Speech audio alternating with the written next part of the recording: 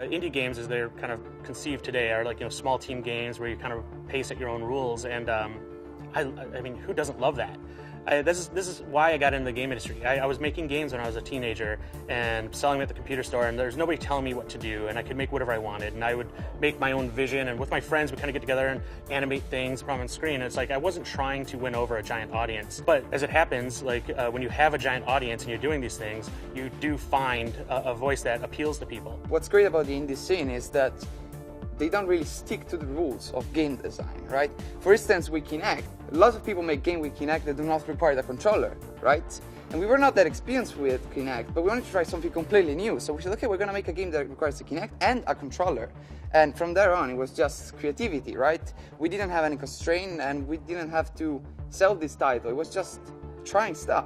And that's how we got our concept, which I believe is original and something new. And that's what the indie scene is about, trying new things, new state of plays, new rules. It's the speed of iteration, I think. You can very quickly, and also that you've got very little ties to what your game is at the moment. So if you go to an expo and 200 people say, we really like your game, but we want to change this about it, you have the ability to then change that, try it out. If that doesn't work, you change it back. And you don't have an enormous kind of 700-man strong dev team that you have to try and turning an oil tanker to try and get your game to shift direction. You can just move very quickly. Being independent means you're very, very nimble. I mean, we can go from zero to a game on Xbox One really, really quickly.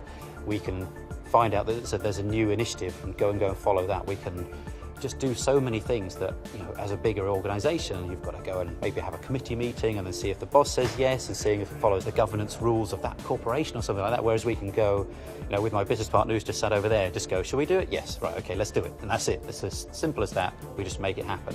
I think, from sort of medium to small scale indies, we all have that flexibility. The thing about the indie game scene is that it really feels like a community. Where we're from, in Toronto, the indie game scene is amazing. It's like this really tightly knit community where we're all friends, we're not competing, and we're all sharing ideas and we're working together. And in some sense, that's where some of the best ideas come from, the fact that you get to work with lots of talented, amazing people. So I think being part of this community is, a really big blessing. And the fact that now we have the ability to get, our small, cool little ideas up on the big screen.